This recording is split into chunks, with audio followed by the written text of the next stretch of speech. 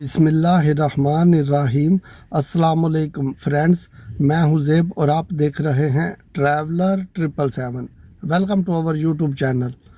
तो फ्रेंड्स, आज हम बात करेंगे पुर्तगाल की इमिग्रेशन के ऊपर।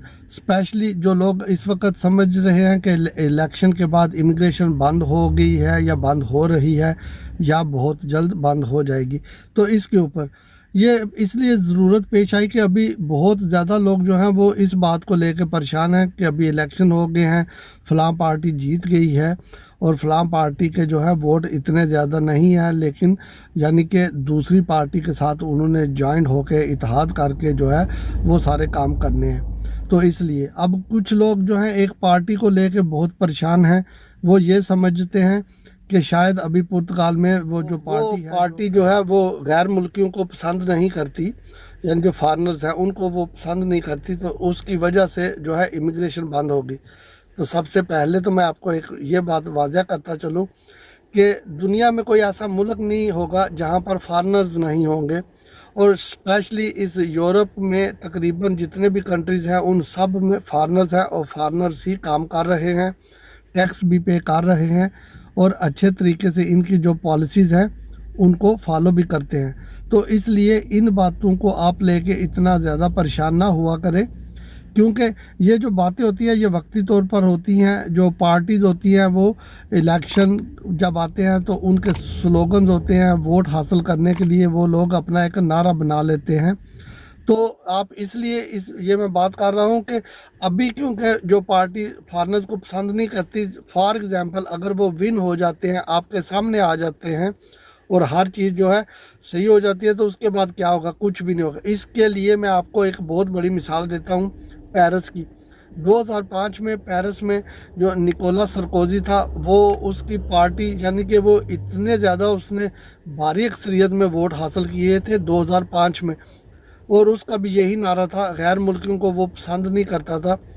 और बाकी ये दूसरे जो कलर वाले लोग हैं जिनके रंग डिफरेंट है उनको भी वो कहता था कि नहीं, सिर्फ जो है फ्रांस जो है वो फ्रेंच लोगों का है।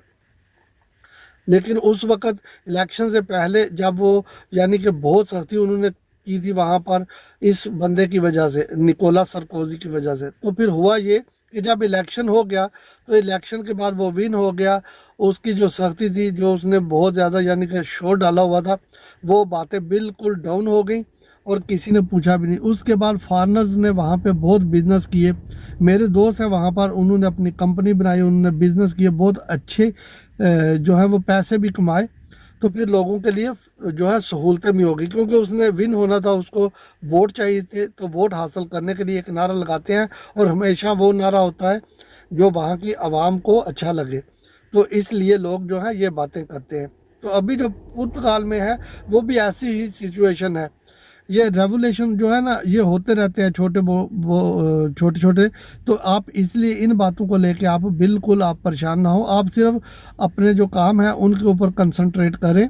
जो लोग पुर्तगाल में आ रहे हैं वेलकम, और जो आ चुके हैं वो बस कोशिश करें कहीं उनको काम मिल जाए तो काम करें। आपका टैक्स जाना चाहिए, उसके बाद आपका जो सर्टन टाइम पूरा होगा तो उसके बाद आप जाके रेजिडेंस कार्ड भी ले सकते हैं। अब इसका ये मतलब नहीं है कि इमिग्रेशन बंद हो जाएगी, इसके तो कोई चांसेस नहीं है, इस वक्त तक तो कोई नज़र नहीं आ रहे। हाँ, ये होता है कि पॉलिसीज़ चेंज होती हैं, कल को इसमें कुछ मॉडिफिकेशन हो जाए, जिस तरह के अभी नेशनैलिटी के लॉ में मॉडिफिकेशन हुई है। और ये नेशनैलिटी के लॉ में जो मॉडिफिकेशन हुई है ये 10वीं दफ़ा हुई है फ्रेंड्स। जी फ्रेंड्स, तो इससे पहले 9 दफ़ा वो मॉडिफिकेशन हो चुकी है। ये कोई लॉ नहीं बनता नया, जिसको लोग कहते हैं कि एक नया लॉ बन गया नेशनैलिटी का। लॉ तो वही होता है, उसमें मॉडिफिकेशन होती है, थोड़ी थोड़ी चेंजिंग होती है। तो अब आगे चल के इमिग्रेशन के प्रोसेस में अगर थोड़ी चेंजिंग हो जाएंगी तो उसके बारे में कुछ कहा नहीं जा सकता, वो होती रहती हैं। तो इसलिए क्योंकि जो बंदे नए आते हैं वो परेशान हो जाते हैं इन बातों को सुन के, या फिर जो एजेंट हजरात हैं वो ऐसी न्यूज़ जो है वो स्प्रेड कर देते हैं कि जो बंदे आने वाले होते हैं वो समझते हैं कि बस फ़ौरन ही इनके हाथ में कुछ रखें ताकि ये हमारा सारा प्रोसेस जल्दी जल्दी से कर दे। तो मेरे भाई, अगर आप उनको देना चाहते हैं, आपकी मर्ज़ी, आप दें। उनको नहीं देने तो किसी गरीब को दे दें, वो आपको दुआएं देगा, और अल्लाह को दुआएं बहुत अच्छी लगती हैं, बहुत पसंद हैं। और अगर आप किसी की हेल्प करेंगे वो आपको दुआएं देगा, तो आपका काम अल्लाह की ज़ात वैसे ही आसानी से कर देंगे। آگے آپ کی اپنی مرضی ہے.